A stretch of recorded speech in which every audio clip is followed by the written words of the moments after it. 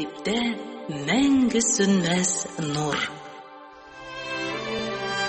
Assalamu alaykum. Тәртип радиосының мәңге сөнмәс нур дип исемләнгән тапшыруларын яратучы хөрмәтле тыңлаучыларыбыз, мөхтәрәм дин кардәшләребез. Изге Озаннан башланып киткән бу көн барчагызга да шатлык, куанычлар, уңышлар, күңел тынычлыгы алып килсен. Сезне Аллаһ Тәгаләгә тагын да якынайтсын. Безнең белән үткәргән һәр сәгатегезне күңелле дә, файдалы да кылсын. Изге Озан белән башланып киткән безнең эшебез дә бары тик сезгә изгелек кылу максатыннан гына.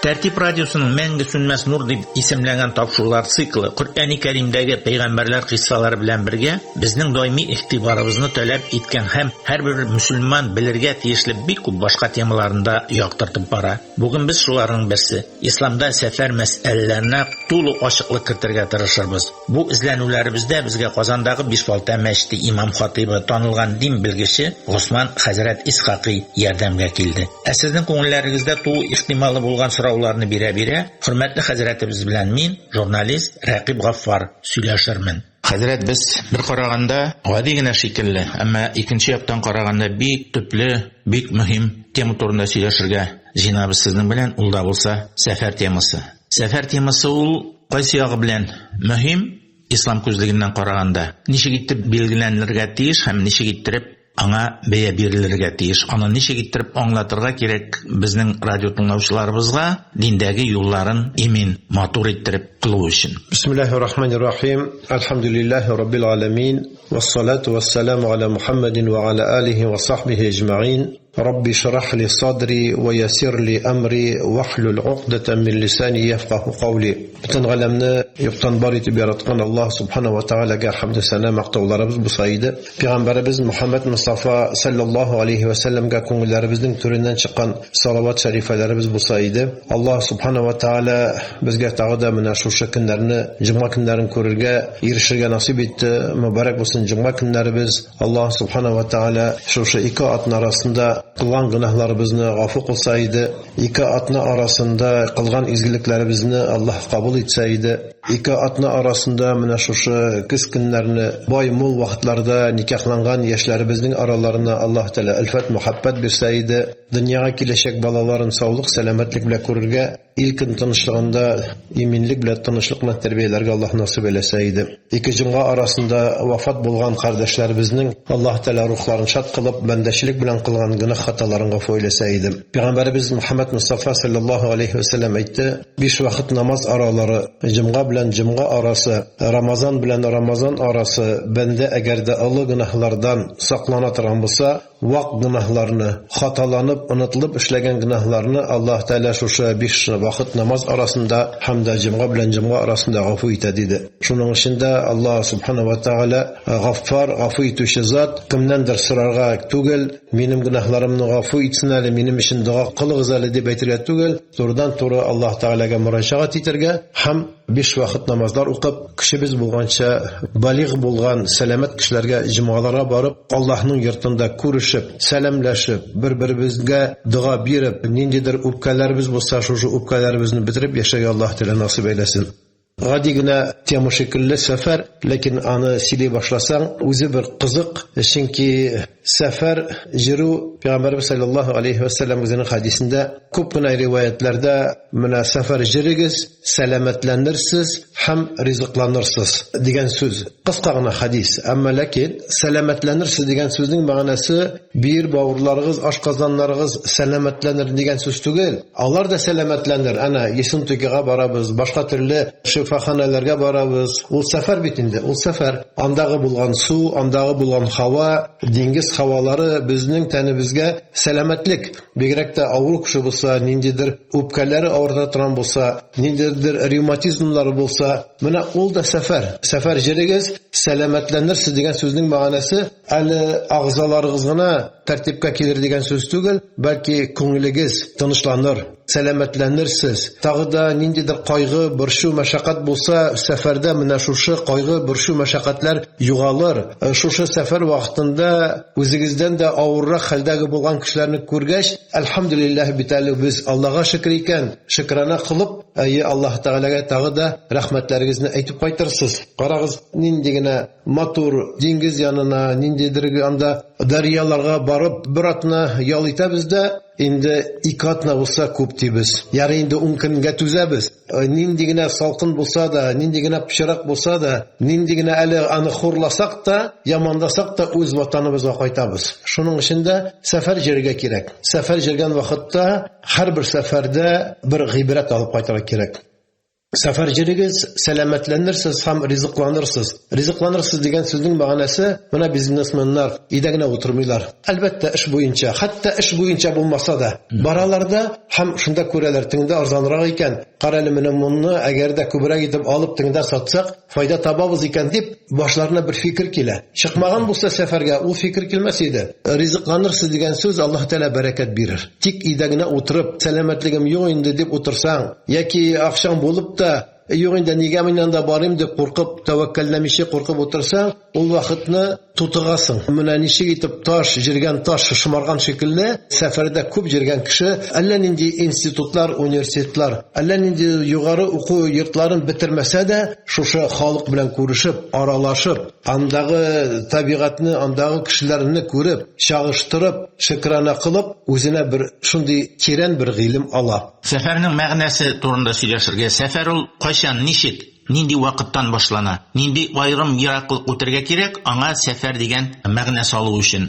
Беренчесе, икенчесе сәфәрнең төрләре турында да сөйләшик. Менә сез әйттегез, ял итеп кайту да сәфәр ул, туган янга кайтып килү дә сәфәр ул. Әйтик, элекке пәйгамбәребез вакытында инде сугышлар белән бару да сәфәр булган өчен ул. Хаҗ сәфәре бар, аеруча бөек сәфәр. Менә шул сәфәрләрнең төрләрен һәм мәгънәләрен аңлатыгыз. Төрле мазхабта төрлечә. Мәсәлән, безнең Ханафи мазхабында, әгәр дә син чыгып киттең икән идән 70 километрдан да артыграк үзеңнең шәһәреңнән, үзеңнең шәһәренең билгеләре күренми торган 70 чакрым киттең икән һәм 3 көннән артык күбрәккә ниятләгәнсең икән, син мусафир буласың. Нинди үзенчә җиңеллекләр бар дип дигән сорауга да Аллаһ Тәала шушы сәфәрдә мусафир кешегә нинди җиңеллекләр бирә? 4 рәкъат намазны 2 рәкъат итеп укый. Кайбер мәзһәбләрдә хәтта илә белән икентене бергә җыеп укыйлар. Ахшам белән ясиганы бергә җыеп укыйлар. Менә хәзер безнең кышкы вакытларда, ноябрь-декабрь вакытларында,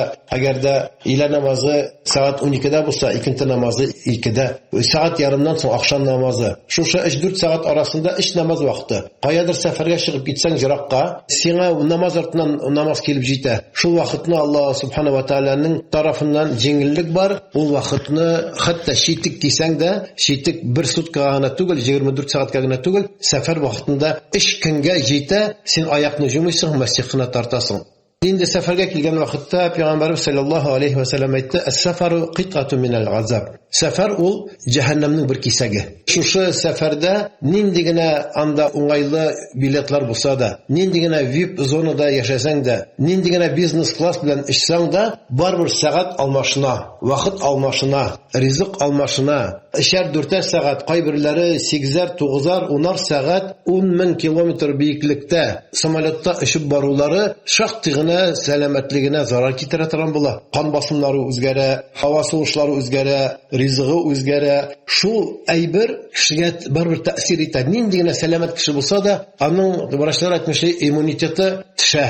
Аңар ниндидер башка ризык кирәк, аңар ял кирәк. Менә шуның өчен Пәйгамбәрбез саллаллаһу алейхи ва саллям әйтте: "Сәфәр ул җәһәннәмнең бер кисәге." Юк, мин анда сәфәр миңа җиңел булды, мин уразамны тотам дип әйтүчеләр дә бар. Аллаһ Субханаһу ва Тааля сәфәрдә уразаны тотмасагыз да була, тотмагыз ди. Өйгә кайткач, сәфәрегез беткәч, бер көнгә бер көн тотырсың ди. Кайбер кеше тота да, аннан соң теге булай да иммунитеты төшкән. Булай да вакытында су эчмәгән, бөтенләй бер ничә көнгә инде тагы да ширләү мөмкин. Тагы да шуны әйтәсем килә, сәфәргә килгән вакытта. Менә сәфәргә ниятләдек. Иң беренче уйларга кирәк: "Эй Раббым, менә шушы сәфәр киләчәктә үземә, гаиләмә, минем малыма, минем җәмгыятемә, минем өммәтемә файда китерә торган, иманымны арттыра торган, һәм шул ук вакытта миңа гыйлем бирә торган сәфәр кылсаң иде" дигән нияттә сәфәрне кылыш кирәк. Сәфәргә чыккан вакытта иң беренче бисмиллаһир-рахманир-рахим дип чыгып китәбез. Әгәр бурычларыбыз булса, бурычларыбызны түләргә тырышырга кирәк, чөнки белмисең сәфәрдән әйләнеп кайтасыңмы, юкмы. Әтиәниләрең исән булсалар, аларның ризалыгын ризыгын алырга кирәк. Әгәр дә гаилә белән китәсең икән бер хәл, әгәр дә җәмәгатьсез китәсең икән, гаиләңне, хатыныңны, балаларны калдырасың икән, шушы сәфәр мөддәтенә аларга ризыкка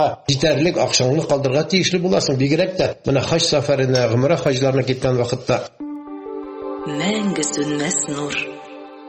Сәфәргә чыккан вакытта иң беренче Аллаһу акбар, Аллаһу акбар, Аллаһу акбар дип Аллаһ Тәгаләне олылыйсың. Аллаһ Тәгаләне олылап чыгып китсәң, бәрәкәтле була синең сәфәрең. Соңыннан менә бер дуа бар. Ул дуаны белмәгән кешеләр өйрәтсеннәр.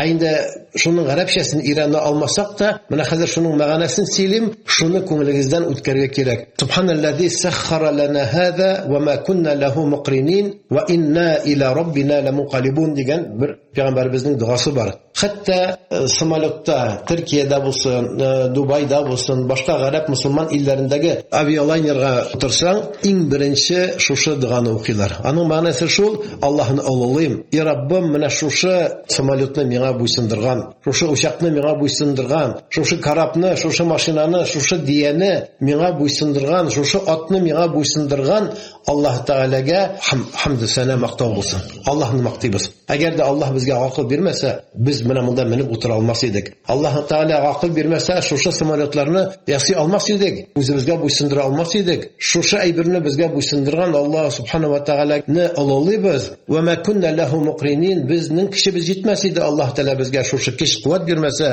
Ва инна иля раббина ламунқалибун, һәм барыбыз да Аллаһ Тәгалә хузурына кайтачакбыз. Кемдер бәлки сәфәрдә җан бирер. Кая кайта? Өенә кайтмасалар да Аллаһ хузурына кайта. Пәйгамбәрбез саллаллаһу алейхи ва саллям әйтте: намаз укыган вакытта, менә иләне укыдык, икентене укыйбыз. Шушы икентене укыган вакытта, шушы намазым актык намаз түгел микән дип, шушындый ихлас белән укырга кирәк. Идән чыгып киттең икән эшкәме, 1-2 сәгатькәме, каядыр җәмәгатең белән актык тапкыр синең белән күрешкән шикелле матур итеп бер-беребез белән ризалыкны алырга кирәк. Бар бит шундый вакыйгалар, чыгалар да кайтмыйлар. Дуаның дәвамы: Аллаһумма инна нас'алука фи сафарина хаза ва албирра ва тaqwa. И Раббым, шушы сәфәрдә синнән нәрсә сорыйм? Изгелек сорыйм һәм тaqвалык сорыйм. Тaqвалык дигән сүз Аллаһ Тәгаләдән курку дигән сүз. Мәрхүмә Газиз әнием Рәшидә әнине ишетеп беләләр. Каядыр сәфәргә чыккан вакытта, бигрәк тә мөфти булган вакытта сәфәргә җирсәм, сәфәрдән кайткач ул миннән сорамый иде: "Ничек кайттың? Сәламәт кайттыңмы? Бик авыр булмадымы сәфәр?" дип миннән улай бирләрне сорамый иде. Улым, исән-сау кайткансың икән, нинди хикмәт белән кайттың?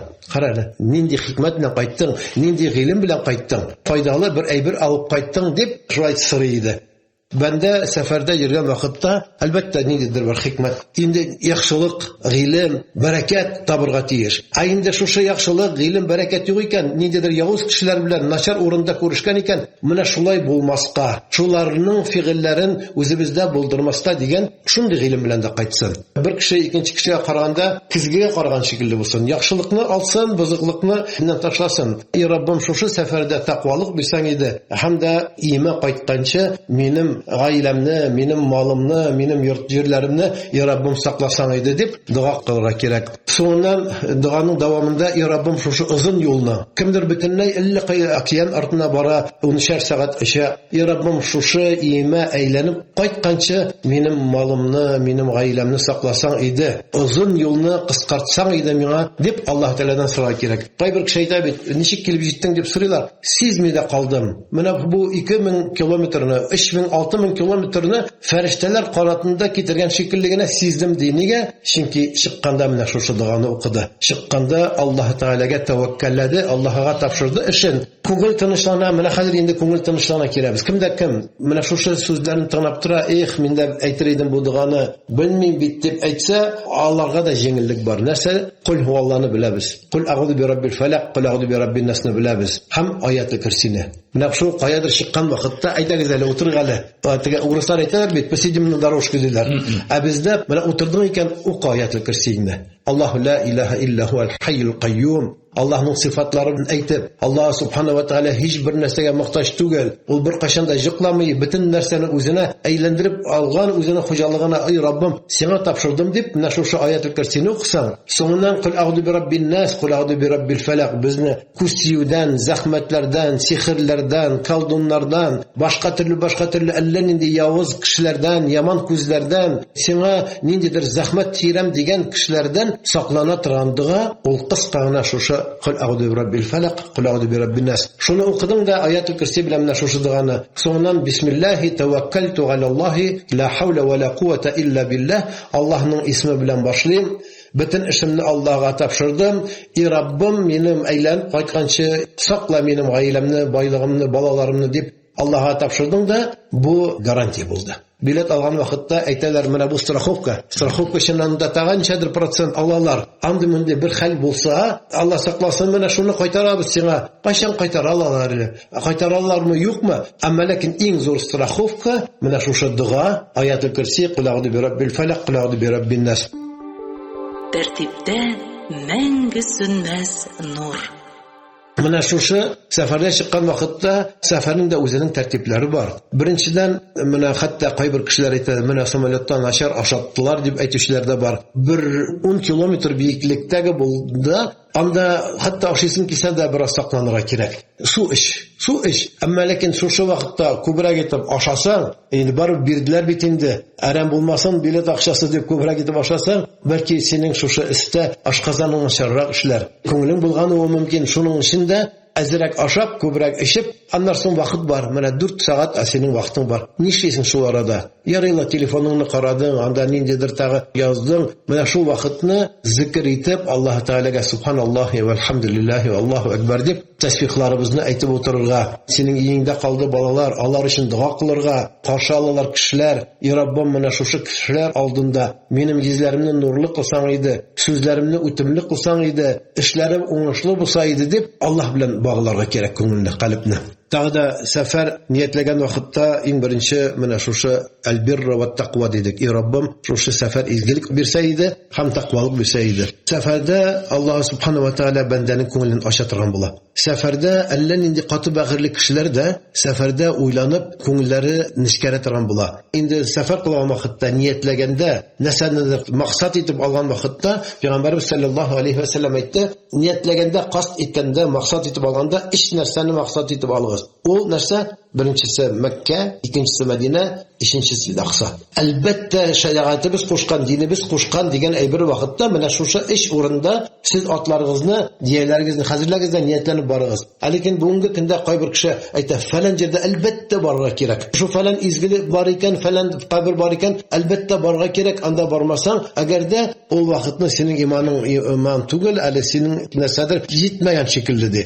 Барырга кирәк, каберләргә барырга кирәк. Барыгыз, үлемне искә алыгыз. Туганнарыгызның, әтиәниләрегезнең каберләрен барып, шунда тәртипкә китерегез. Ул анда бер нинди анда сүз юк. Әмма ләкин кемгәдер менә шушы Мәккәдән, Мәдинәдән, Мәсҗид ал-Аксадан башка фәлән җирдә булу әлбәттә шарт дип әйтергә кирәкми. Бу бер. Икенчедән, кайбер кеше хаҗга яки гомрәгә барырга дигән мәсьәлә чыкса, яшь булсын, урта яшьтәге булсын, картырак кеше булсын, юк, әле иртәрәк мин әле өлгермәдем. Минем үземнең күп кенә тәҗрибәм бар. Балаларым белән, оныкларым белән булган тәҗрибә дә бар. Балаларыбыз, оныкларыбыз шушы 14, 15, 18, 20 яшькә җиткән вакытта Дубайга барып, Шарҗага барып, Төркиягә барып, диңгез күрәсләр килә, тауларга барасылар килә. Барсыннар, диңгезне дә күрсеннәр, тауларны да күрсеннәр, матур-матур урманнарын да күрсеннәр. Әмма ләкин аларның тагы да күңелләре җимшарыр өчен, исламга мөхәббәтләре артыр өчен, ислам тарихын тагы да ныграк өйрәнер өчен күбрәк менә шушы дини, тарихи урыннарны, шуларның арасында менә шушы фарыз булган хаҗ һәм дә фарыз булмаган, әмма ләкин мөһим булган нәрсә ул умра, кичкенә хаҗ дип әйтәбез. Хәтта балаларыбызны шунда алып барып, бер атна, гомум сәфәр бер атна булса, шуның 4 көн Мәккәдә, 3 көн Мәдинәдә әйләнеп кайтсалар, Соңыннан балаларыбызга сөйләргә кирәкми. Менә шулай бул, булай бул, менә бу ислам, менә бу мусламаннар, менә гарәпләр шулай яши дип, үзе аның күңеле белән шуны бик каты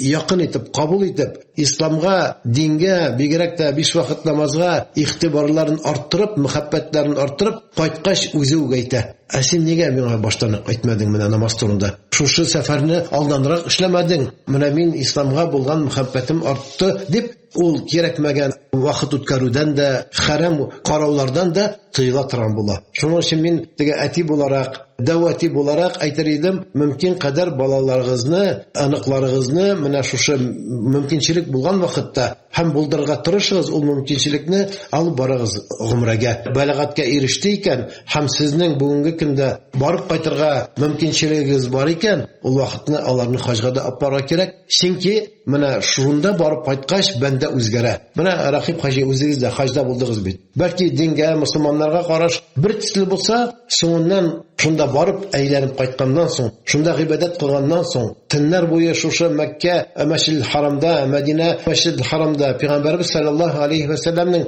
кабре янында гыйбадәт кылганда, бәндә бөтенләй үзгәрә. Шуның өчен дә ашыгырга кирәк. Исемдә мин иң беренче 82нче елда хаҗга бардым. Миңа 24 яшь иде. Советлар Союзы вакытында. Күз алдыгызга китерегез, Советлар Союзы, Үзбекстаннан бер кеше, Таҗикстаннан бер кеше, Кыргызстаннан бер кеше, Мәскәүдән 2 кеше. Менә шулай итеп безнең Россия, Европа өлешеннән барлыгы 3-4 кеше барды. Калганнары төрле җумһуриятләрдән 19 кеше бардык. Чөнки рөхсәт юк иде. Паспорт бирмиләр иде. Турыдан-туры Сауд Гарәбстаны белән элемтә алакаларыбыз юк иде.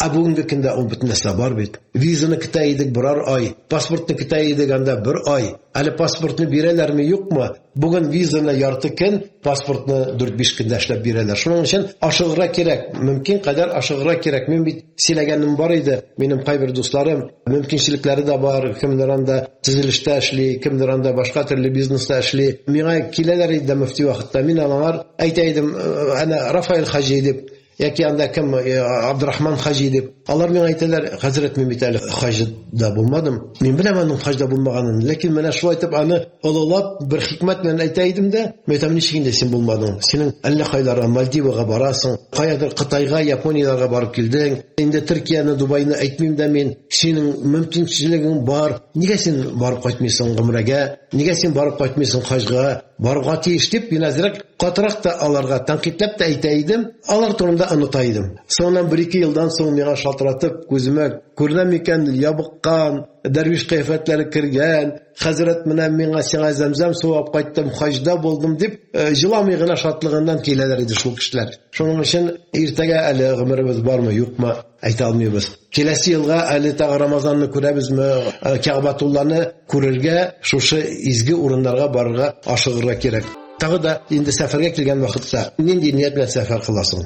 Әгәр дә кем Аллаһ ризалыгы өчен гыйлем алам дип, ничә яшьтә генә булса да, кемдер уйлый гыйлемне анда 14 яшьтә, 8 яшьтә генә. Юк, гыйлемне 40 яшьтә дә, 60-70 яшьтә дә алып була һәм алырга кирәк. Белмәгән әйбереңне сораган кеше шәкерт, сыралган кеше остаз була. Шуның өчен Пәйгамбәрбез саллаллаһу алейхи ва сәллям әйтте: "Ман хараҗа фи талабил гыйлми фа хуа фи сабилиллаһ хатта ярҗа." Кем шушы гыйлем истәү нияте белән сәфәр кылды икән, сәфәргә чыкты икән, белсен, ул әйләнеп кайтканчы Аллаһ юлында. Шунда вафат булса да шаһидләр шикелле аңар әҗир савабы була. Менә шушы урында бер сорау бирәсем килә, ашыгыз дип әйттегез, сәйме хаҗ сәфәренә чыгырга ашыгыз дип, акчагыз булса, мөмкинлегегез булса дидегез. Әмма ләкин менә күп кешеләр әле дингә басып бетмәгән, әле диннең нәрсә икәнен аңлап бетерми, әмма ләкин хаҗга бардылар. Бу бик зур әйбердер. Бу аларны үзгәрткәндер. Әмма кемдер шушы бер тапкыр барыр да икенче барырга аның мөмкинлеге калмас. Бу хаҗын ул тиешенчә үткәреп җиткермәде. Ул диндә тулысынча түгел, аның тәртипләрен белмидер, дугаларны белмидер, Коръән сүрәләрен, Коръән аятларын белмидер, шушы хаҗда ниндиләр кылынырга тиеш. Менә бу хаҗның мәгънәсен тарайтмыймсың. Аның безнең күңелне чистартуда тәсирен әзәйтмиме? Исегездә булса, безнең беренче президентыбыз Митимир Шарипович Шаймиев шушы 9 май бәйрәменә каратып, зур бер юбилей иде, шул юбилейга каратып, шактый гына кешеләрне хаҗга җибәрергә рөхсәт бирде һәм ярдәм итте. Безгә бер 15-20 көн вакыт бар иде. Бу инде моннан 20 ел элек. Шушы арада хәзерләргә кирәк хаҗиларны, паспортны эшләтергә кирәк. Менә шушы хаҗиларны сайладык, һәрбер районнан 1-2 кешене, паспортларны эшләттек. Соңыннан аэропортта җыелсак, китергә дип. Шушы килгән кешеләрнең 80% әле рәтләп намазын да белми. Аларны хакимият башлыклары, менә сез лаеклы кешеләр, сез нидә булдыгыз, сугышта булдыгыз, менә шундый зур бүләк президент тарафыннан дип, аларга бирелде, алар килделәр, әле рәтләп Фатиха сүрәләрен дә белмиләр. Нәрсә дип әйтерсең ул кешеләргә? Бушка хөкүмәт ярдәм итә.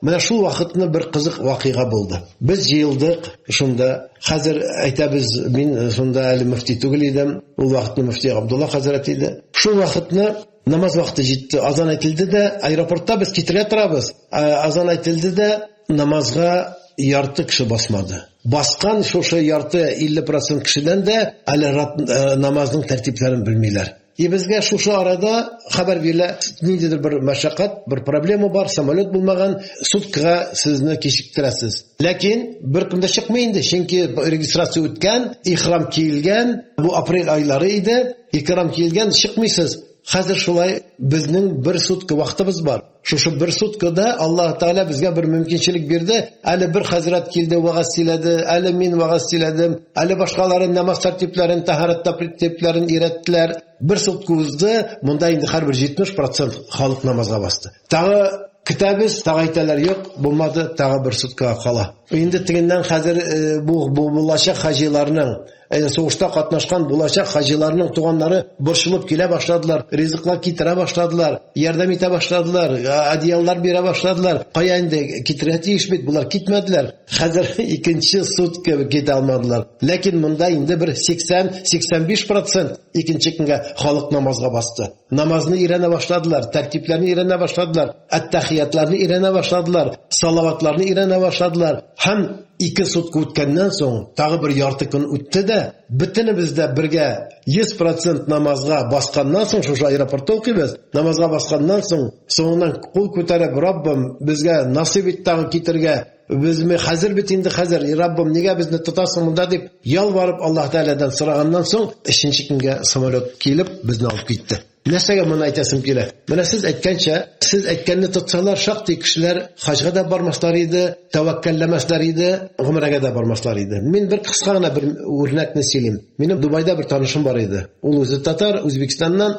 бизнесмен, татарча белсә дә, үзбәкчә белсә дә, әзрәк мин мусламан дип җирсә дә, шәригатьне белми иде, намазны белми иде, һәм моның 50 яшьлек юбилее килеп җитә. Бу хәзер безнең бергә аралашкач, ниткәч, менә бу харам ярамый эшәргә менә дип без аңар әйтә башлагач, бу ничек инде хәзер минем юбилеем була. Мин шушы юбилеемдә үземнең дусларымны, үземнең шушы бизнесменнарымны, сәүдәгәрләрне чакырмыйммы? Ну менә беләсезме, сезнең ялгыз утыруыгыз хәерлерәктер. Бузык мәҗлескә баруга караганда дигән хәдисне әйткәч, кемгәдер кишләп харам эшертергә син сәбәпче булсаң, гынахлы буласың дигән сүзләрне ишеткәч, бу кеше әйтә, хәзер нишлимисең алай булгач, нишлибез? Мәйтәм дустым, беләсезме? Әйдәбез синең белән, монда җиракта түгел бит инде, без бу Дубайда җиракта түгел, әйдәбез бергә шушы арада, синең шушы юбилей арасында, син дусларың да аңларлар, туганнарың да аңлар, әйдә киттек гомрәгә. Аллаһның рәхмәте, анда инде виза эшләре җиңелрәк иде, бу кеше белән киттек гомрәгә. Бу Мәккәгә килеп җиткәч, Җәддәгә килдек тә, соңыннан Мәккәгә бардык. Мәккәгә килеп җиткәндә Мәсҗидел Харам күренә башлады. Без тәкбирләребезне әйтәбез, ләббәйк Аллаһумма ләббәйк дип тәлбияләребезне әйтәбез. Ихрамнар килгән. Бу да безнең белән тәкбирләр дә әйтә, ләббәйкәләрне дә әйтә. Соңыннан бергә кирдек мәсҗидкә, намаз укыдык. 2 намазны укып бер чыкмыйча, аннан соң чыгып ашадык та, гостиницаларга урнаштык та.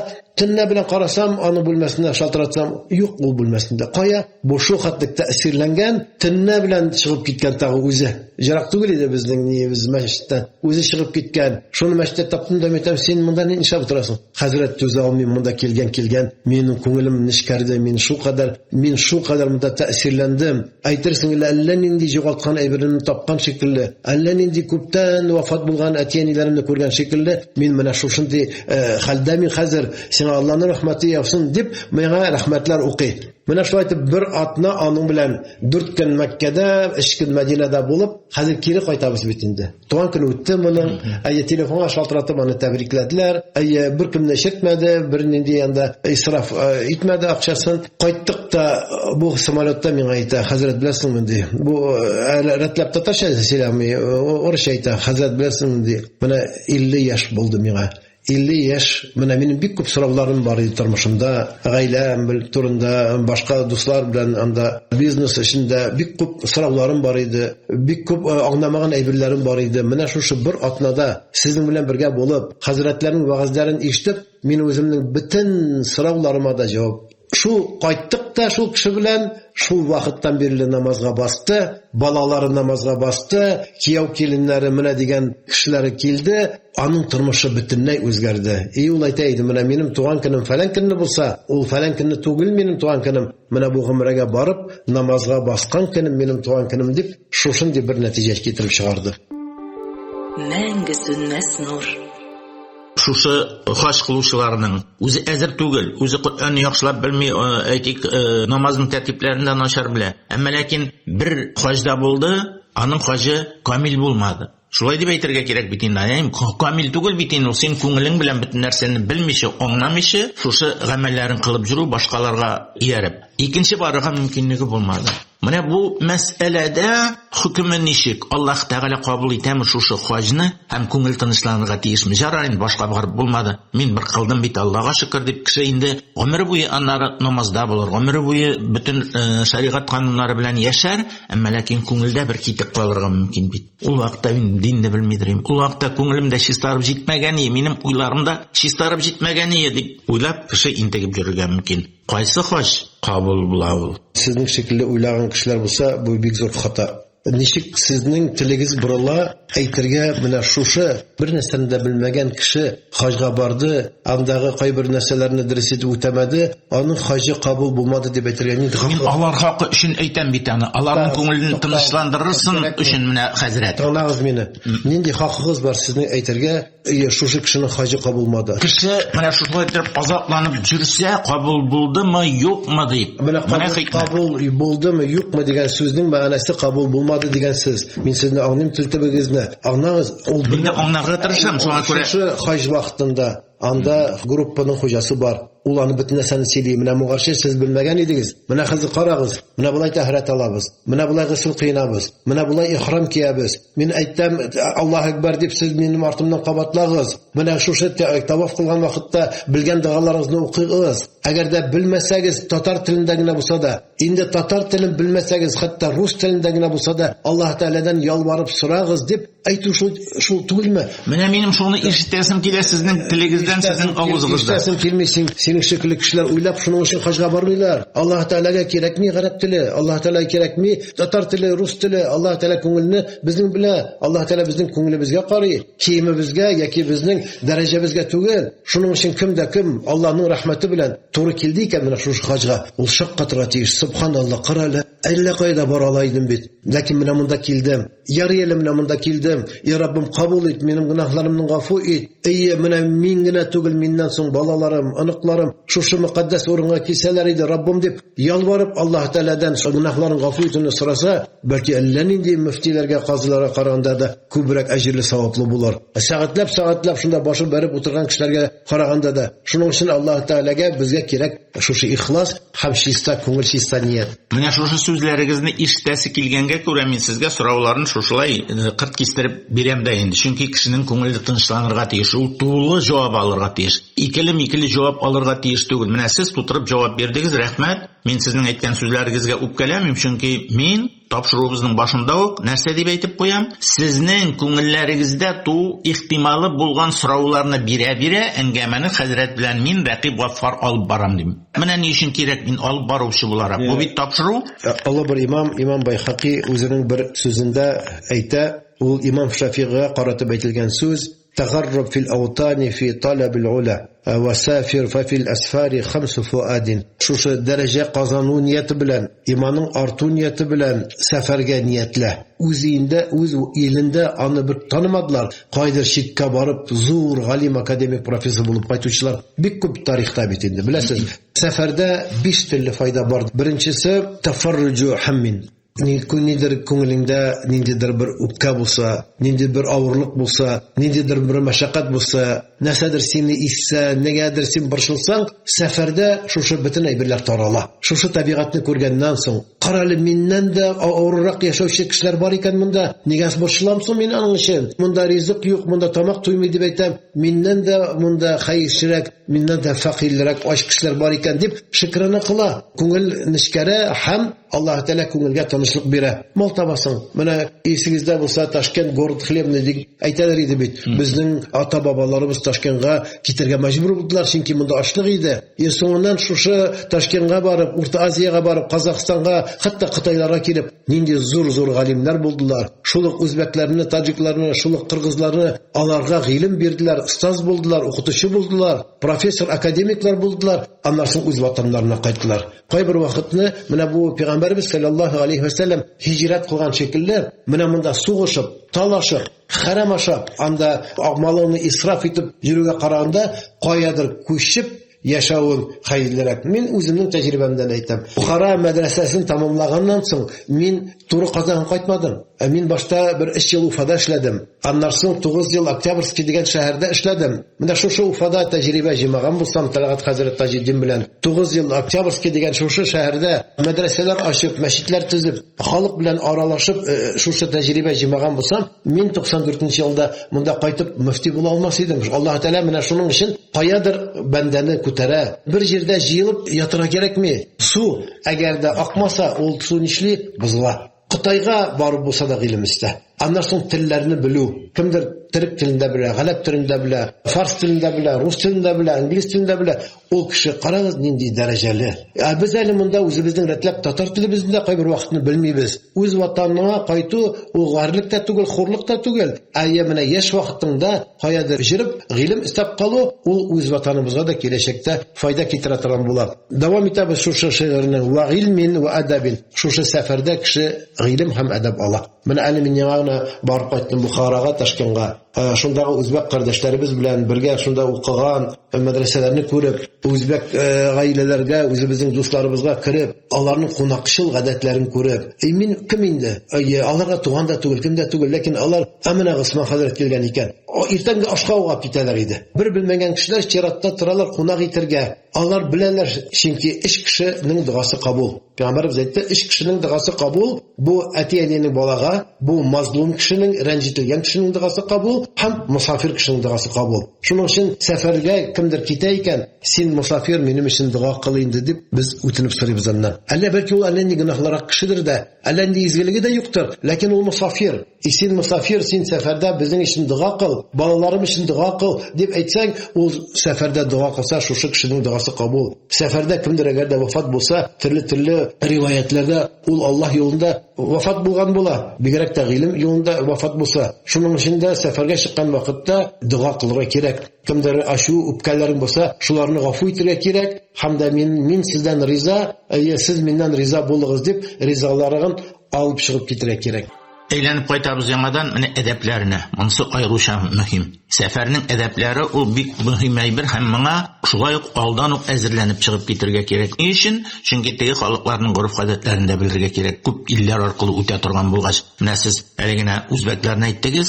Shundan da siz bit yaxshi bilasiz anda urf-odatni, shunga ko'ra erta bilan kelib kim aytmishli uyatib ayda ketdik bizga qonaqqa desalar siz keri qo'ymaysiz, aymi? Ketasiz chunki aning adabini bilasiz. Mana shu jihatdan chiqib safarga hazırlanganda nindi adablarni ko'z oldida tuturga kerak. Eng birinchi Peygamberimiz sallallohu alayhi va sallam o'zining hadislarida, sunnatda Alloh subhanahu va taolo Qur'onda bo'lgan adablar u umumiy adab.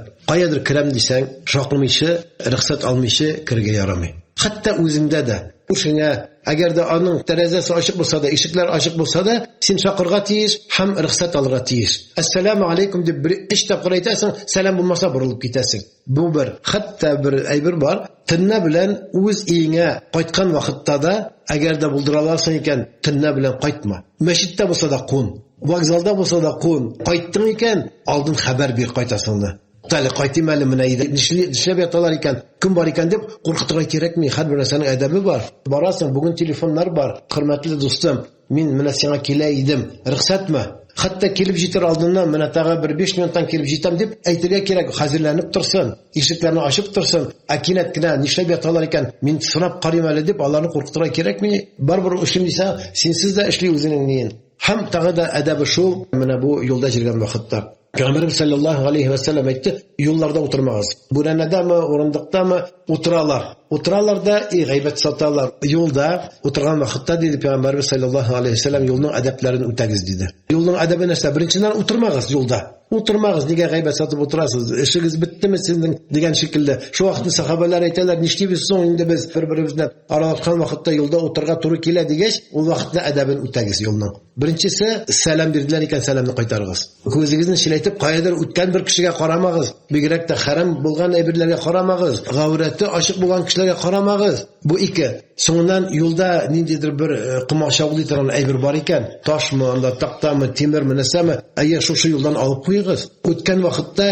кешедә әгәр дә күрдегез икән кимчелек, ямсызлык, битараф булмагыз, аңлатыгыз. Әмрү бил магруф, ягъни изгелеккә кешеләрне өндәгез, һәм бузыклыкны, начарлыкны күрдегез икән, аны аңлатыгыз, менә шулай ярамыйды. Шул вакытны сез юлның һәм сәфәрнең үзенең вазифасын үтәгән буласыз диде. Алга таба илләр аркылы чыгасы бар, хаҗга барып җитәсез. Инде сәфәргә чыккан вакытта бер ике генә кеше булса да, 3 генә кеше чыкты икән, без чыктык сезнең белән яныбызда тагы бер кеше. Без чыкканчы ук аэропортта сөйләшергә тиеш. Менә без сәфәргә чыгабыз. Ниндидер бер сәяхәткә барабызмы? Шул арада үзебезнең башлыкны сайларга тиеш. Менә рәкыйп хаҗи, синең тәҗрибәң зур, син дөньяны күп күргән, әйдә менә син ничек әйтәсең, шулай була. Шулай булмаса, ул вакытны сәфәрдә төрле гаугалар булуы мөмкин. Тегесе әйтә, тиңдә барабыз ди, әйтә, монда барабыз ди. Бу инде башка сәфәр. Инде хаҗ белән гомрәдә, анда Аллаһка шөкер, бүгенге көндә үзебезнең башлыклар бар. Алар безгә аңлаталар, кая барырга, кашан барырга, нәрсә алырга, үзебез белән нинди дуга кылырга. Әлхәмдүлиллаһ, Аллар бар. Ике генә кеше булса да, арагызда бер кешене рәис итеп сайлагыз. Чөнки исламда бер-береңә буйсыну бар, бер-берсенә хөрмәт бар. Рәисне кемне сайлыйбыз дигән вакытта тәҗрибәсе булган, гыйлеме булган, тақвалыгы булган, хәтта тышкы кыяфәте дә яхшырак булган кешене сайлагыз дигән сүз бар. Ничек итеп намазга сайлаган шикелле. Шундый бер сорау бирәсем килә, күңелдә җырлыйм минем. Тикшерү максаты белән түгел, әмма радио тыңлаучыларыбыз, алар хаҗга барырга җыенучылар, умрага барырга җыенучылар, ниндидер бер эчке әзерлек белән баруның тәртибен өйрәнсеннәр, үзләштерсеннәр, күңелләренә сеңдерсеннәр өчен. Сез үзегезнең шушы диндәге гомерегез чорында 82нче елда беренче тапкыр хаҗга бардым дидегез бит, менә минем күңелгә кирип калды ул. Нинди шундый Советның иң көчле чакларында сез хаҗга бару бәхетенә ирешкәнсез. Аннан соң сез бит инде бик күп тапкырлар булдыгыз хаҗда, бик күп тапкырлар булдыгыз гомрәдә. Сезнең күңелегездә аеруча истә калган берәр хаҗ кайсысы ул? Бик яхшы сорау бирдегез, рәкыйп хаҗи. Шушы ничә тапкыр гомрәдә, ничә тапкыр хаҗда булсам да, шуның икесе истә калды. Иң беренче шушы яшь вакытта беренче тапкыр барган хаҗым, беренче тапкыр Кәгъбатулланы, беренче тапкыр шушы Мәчет Харамга аяк басып кирүемне, әле ул вакытны бүгенге шикелле аппак мрамор юк иде. Анда капкара асфальт иде. 45 градус исселектә ул капкара асфальт җимшара иде. Анда аяк белән басарлык түгел иде. Шулай булса да, үзебезнең шушы 19 хаҗилар белән бергә барып, ләббәйк Аллаһумма ләббәйк, я Раббым, буйсынам сиңа, я Раббым, бuyur миңа, нинди әмер бирсәң дә мин шуңар үтәргә хәзер дип, шушы тәлбияләр белән, тәкбирләр белән Кәгъбатулланы әйләнүем. Менә шушы Кәгъбатулланы әйләгән вакытта, менә шушы әле ул вакыт миңа 24 яшь, дөньяны рәтләп күрмәгән, шулай булса да, менә бөтен үземнең тормышым ничек итеп теге пленкада әйләндерәләр бит кириме. Мөмкинчелек табып, Хаҗир-әл-Асвадны, кара ташны убергә кергән вакытта, монда бит тавыш, Takbirler әйтәләр, монда угы төрле тавышлар. Менә шушы башымны Кәгъбәтулланың шушы Хаҗар Асвадны үбәм дип кергән вакытта андагы хуш исләр һәм андагы тынычлык. Уйладым, мен ушымны югалттым дип. Бу ушымны югалту булмаган, Аллаһ Тәгаләнең бер шундый бер мизгеле, әйтерсеңнәр шушы мизгелдә бөтен синең кылган гынаһларың юк булды, һәм менә синең гомер буе эзләгән әйбереңне таптың дигән шикелле, менә шушы беренче хаҗымның тәэсире, ул тәэсир башка ухатык булмады. Ә инде икенче гомердә калган тәни, ул да булса әниемне алып бару. Әниемне җитәкләп хаҗга алып бару. 95ләр, 94ләр менә шул еллар әниемне алып бару. Әнием барды, мин җәмәгатем белән бергә, чөнки әнием янында җәмәгатем булу, инде хатын-кызларга үзегез беләсез, кемдер кирәк. Менә монда Кәгъбәтулла, менә монда Мәсҗидел Харам. Син хаҗга килдең, менә монда синең әниең. Ул син җылы синең өчен дуа кыла. Үзе хаҗ кыла. Ул бөтен үзе өчен генә түгел, бөтен үзләре өчен, туганнары өчен, шәкертләре өчен дуа кыла. Һәм шушы дуа кылу гына түгел, кайту белән улым айда җыклама. Ардык бит инде. Кояш, иссе вакыт. Улым айда җыклама. Бүген кая бардык? Бүген нишләдек? Шуны сөйлә. Бәйнә миннән язып алып, соңыннан кайткач шушы хаҗ сәфәре дигән китап чыгарды. Кичкенә генә китап чыгарды, хаҗ сәфәре дигән. Бүгенге көнгә хәтлек шушы хаҗга барган кешеләр шушы әниемнең хаҗдагы булган тәэсирләрен, кая нинди урында нинди дуа кылырга кирәк. Менә шушы китапчадан укып үзләре дә тәэсирләнәләр. Менә шушы гомерендә 2 тапкыр истә калган нәрсә, ул да булса менә шушы беренче тапкыр 24 яшьтә баруым, соңыннан әниемне алып бару. Соңыннан инде мөфти булгач безгә хаҗ гына түгел, Кәгъбәтулланы әйләнү генә түгел, хәтта Кәгъбәтулланың эченә дә керергә насип булды. Ул вакытны инде безнең беренче президентыбыз Минтимер Шарипович Шаймиев белән бергә кирдек менә шунда. Кәгъбәтулланың эченә үк, менә шушы куышка керү миңа артык тәэсир бирмәде. Бу бик зур дәрәҗә. Бу күп кешеләргә насип булмый. Анда кергәч ялдым. Нәрсәдән ялдым? Чөнки мин әле яшь кенә, туза тулмаган бер бала, анда меңләгән кеше күреп торалар. Минем кергәнне күреп торалар. Аппак сакаллы бабайлар, анда әллә ни зур галимнәрдер, зур шейхләрдер. Алар керә алмый. Әнә шуны әйтәм, хаҗда без бер караганда бөтенебез тигез дибез, әйме? Бөтен кеше анда патша да тигез, галим да тигез, бөтенесе тигез дибез. Әмма ләкин анда керү бик сирәкләргә генә мөмкин була. Әлбәттә шулайдыр. Мин анда бер генә түгел 2 кирдем. Ләкин беренче Кәгъбәтулланы күрү тәэсире белән мин аны чагыштыра алмыйм. Чөнки мин кабатлап әйтәм, шунда кергән вакытта менә булар бит керә алмадылар. Алар нинди күз белән миңа карыйлар. Менә шу көнне күз белән карыйлар. Ләкин бөтен теләгән кешене анда кертеп булмый. И Раббым, насыйп иттең. Менә шушы дәрәҗәгә китердең. Инде әнинең бер сүзе бар иде. Мәрхүм әйтә иде, улым, яхшы атка атлану ул бик авыр. Аннан да авыррак шушы атта торып калу. Менә Аллаһ Тәгалә әйтер аннан соң, мин сине ничә тапкыр гомрәгә, хаҗга гына түгел, хәтта Кәгъбәтулла эченә дә кирдем. Нигә син шулай булмадың? Нигә син изгелекләрне күбрәк эшләмәдең дип Аллаһ Тәгалә якадан тотса, нәрсә әйтәсең? Мәңге сөннәс нур. Инде ахырга таба барабыз. Әңгәмәбезнең сезнең белән хәзрәт менә шушы сәфәр турында сөйләшәбез. Улы сәфәр ул, иң җаваплы сәфәр ул хаҗ сәфәре дибез. Менә шушы хаҗ сәфәренә кеше ничек иттереп әзерләнергә тиеш? Бүген барам, быел бара алам, киләсе елда бара аламмы, юкмы? Шуңа күрә мин нинди әзерлек белән барырга тиеш анда дип кеше үзен менә шушы юл сәфәренә, улы сәфәргә ничек әзерләргә тиешле. Аллаһ Тәгалә Коръән Кәримендә әйтә: "Фатазавваду фа инна хайра зади тaqwa." Җирак сәфәр, алда безнең җирак сәфәр. Әле бу хаҗ сәфәрендә түгел, безнең җирак сәфәр ул безнең Аллаһ хузурына бару. Шушы сәфәргә барганда үзегез белән ризык алыгыз диде. Ләкин иң зур ризык, куәтле ризык ул нәрсә? Ул тақвалык. Менә шушы тақвалык булса, әллә нинди авыр сәфәрдә җиңел күренә торган була. Инде бүгенге көндә Аллаһ Тәгалә Коръән Кәримдә әйткәнчә: "Васаригу", ашыгыз. Ашыгыз Аллаһ Тәгаләнең гафу итүенә. Ашыгыз изгелекләр эшләргә. Бүген сез бар, иртәгә юк. Тормыш эш нәрсәдән тора, ул үткән көн, ул үтте. Ул бүгенге көн һәм ул киләчәк көн. Киләчәк көн буламы, юкмы? Үткән көнне кайтарып булмый. Менә бүген изгелекне эшләргә ашыгыз. Һәм шуның өчен дә акча гына түгел, аның өчен сәламәтлек кенә түгел, иман кирәк һәм ихлас кирәк. Менә шушы иманның нык булып, ихласың нык була торган булса, Аллаһ Тәала бирә, аның малын да бирә, Аллаһ Тәала мөмкинчелекләрен дә ача. Әгәр дә иманың загыйф булып, ихласың бөтенләй булмаса, әле барырмын, әле тукталы, әле пенсияга чыгыйм, әле тегелә әйтим, Аллаһ була әйтим дисең дә, аннарсың ни сәламәтлегең юк, ни рөхсәт юк, ни акчаң юк, ни теләгең дә юк. Шуның өчен дә бүгенге көндә, әгәр дә Аллаһ Тәала биргән икән сәламәтлек, мөмкинчелек, бит Аллаһ Тәала намаз укыган вакытта кичегез җитсәгез дип әйтми. Аллаһ Тәала уразада, закатта һәм хаҗда әйтә.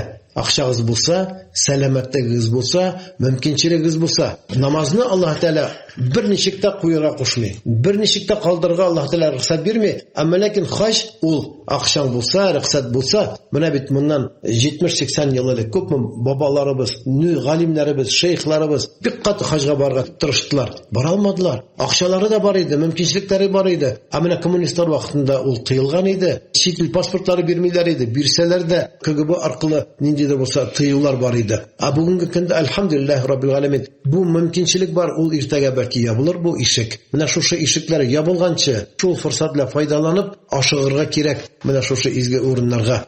Аллаһ субханаһу ва тааля Коръәндә әйтә: "Я әйюһән-нас, инна халакнакум мин закарин ва унса ва джаалнакум шуубан ва кабаила литагарафу, инна акрамакум индаллаһи атқакум." Хуҗрат сүрәсенең 13-нче аятында Аллаһ Тәала әйтә: "И бәндәләр ди. Әйтми и мусламаннар ди. Әйтми и мунафиклар яки и кафирлар дими, о люди, и бәндәләр. Инна халакнакум мин закарин мин сезне төрле ир белән хатын итеп яраттым." Бүгенге көндә Алла сакласын Европадагы булган хәлләрне күрәбез. Европадагы булган хәлләр анда хәтта хаҗатхананы да мужской женский дип язмаган урыннар да бар. Тигезләгәннәр, ирләрне, хатыннарны тигезләгәндә юк, алай түгел. Ир хатын белән булырга тиеш, хатын ир белән булырга тиеш. Ә киресенчә булса, башкача булса, ул харам. Шуның өчен рәхмәт безнең илебездәге булган канун чыгаручыларга да. Алар менә шушы ЛГБТны битерделәр, тыйдылар, алар киртә куйдылар. Шуның өчен Аллаһ Тәала әйтә: "Мин сезне ир һәм хатын итеп яраттым. Ва джаалнакум шуубан ва кабаилан." Мин сезне төрле халык итеп, төрле кавым итеп, төрле кабила итеп яраттым. Карале. Агы да бар, кызыл да бар, сарысы да бар. Ул Кытайлар булсын, японнар булсын, ул негрлар булсын. Кара бар Суданда яки Чатта. Карап торсаң, күзләре ялтырап тора, тешләре аппак булып тора, үзләре кап-кара. Аллаһ Тәала яраткан аларны да нәрсәгә? Аллаһ Тәала әйтә: "Литагарафу." Бер-берегез белән танышыр өчен, өйрәнер өчен. Ничек танышасың, ничек өйрәнәсең әгәр дә сәфәргә чыкмасаң? Ничек күрәсең ул төрле халыкны әгәр дә гомрәгә, хаҗга бармасаң? Менә шуларныга барып, шуларның кыяфәтләрен күреп, шуларның ризыкларын ашап, шуларның телләрен ишетеп, бәндә аннарның тәҗрибәсен арта. Башка кешеләрне аңларлык дәрәҗәдә Аллаһ Тәала ул бәндәгә гыйлем дә һәм ихлас та бирә торган була. Аллаһ Тәала әйттеме? Төрле кыяфәттә, төрле кабиләдә, төрле халык итеп яраттым, бер-берегезне таныр өчен, ләкин инна акрамакум, сезнең иң хөрмәтле кешегез кем? Әйтмәде Мәккәдәге гарәп димәде, Казандагы татар димәде. Бөтенсен дә тигезләде дә әйтте: "Сезнең иң хәерле бәндәләрегез шул, атқакум, Аллаһ Тәаләдән куркучырак бәндә, Аллаһка якынрак." Шуның өчен кайбер хәҗәт әйтә: "Менә минем бабам анда мулла иде, мөфти иде, абыстай, әбием абыстай иде." Кемдер әйтә: "Мин пәйгамбәр нәселеннән килгән" дип мактана. Монда намазны укымый, уразаны тотмый, харам ашап, зина кылып йөри, ә мин пәйгамбәрнең нәселеннән килгән дип мактана. Юк. Аллаһ Тәала карамый андый нәрсәгә. Аллаһ Тәала карый күңелгә. Шуның өчен дә менә әле яңа гына үзебездә БРИКС үтте. Карагыз, сугыш бара. Дигәндә талаш. Шул тынычсызлык вакытында җумһуриятыбыз, безнең илебез шушыны үткәрде. Кем генә килмәде. Һәм күрделәр, каралы, менә монда Россиянең кыл уртасында Казан дигән, Татарстан дигән җумһурият, Казан дигән шәһәр бар икән. Монда мәчет, монда чиркәү, мусламаннар, христианнар белән башка диндәге кешеләр белән тату яшиләр икән дип аңлап киттеләр дә аларның безнең илебезгә, Россиягә карата фикерләр үзгәрде. Алар килмәсә бу әйбер булмас иде. Шуның өчен карагыз, алар ничек итеп матур итеп үзебезнең рәисебез каршы алдылар. Матур итеп аларга чәкчәкләр каптырып, аларга шу әйберләрне күрсәттеләр. Менә шулай җирмәсәң булмый, чакырмасаң булмый. Аның өчен киш тә кирәк, акча да кирәк, ләкин тынычлыкны чаклар өчен әллә нәрсә бирерсең. Allah saqlasın, əbilərimizin duası var idi. Ey Rabbim, açlıq bilən soğuşdan saqla deb. Soğuş bolsa, açlıq bolsa, namaz oqurğa da mümkünçiliğin bolmay. Uraza tuturğa da rizqin bolmay. Başqa türlü izgiliklər, məscidlər salırğa da izgiligin bolmay. Şunun üçün Allah Teala'dan sırıq, ey Rabbim, ilimizə tanışlıq versən idi. Hamda Allah Subhanahu wa Taala keləcəkdə bizni mana shu bala qazalardan, soğuş afətlərindən, açlıq xəsrətlərindən saqlasaydı deb Allah Teala'dan sıraq qalabız. Мәңгі сүннәс нур. Менә шушы урында безнең тапшыруыбызның вакыты тәмамланып килә. Безнең тапшыруыбызның шундый традициясе, аны беләсез инде. Ягыз бер дуга, иң соңгы сәхифә, әмма ләкин без аны үзгәрттек. Дуга кылыр алдыннан Коръән аятлары укып китәбез башта. Аузу биллаһи минәш шайтанир раҗим. Бисмиллаһир рахманир рахим. يا أيها الذين آمنوا لا تلهكم أموالكم ولا أولادكم عن ذكر الله ومن يفعل ذلك فأولئك هم الخاسرون وأنفقوا مما رزقناكم من قبل أن يأتي أحدكم الموت فيقول رب لولا أخرتني إلى أجل قريب فأصدق وأكن من الصالحين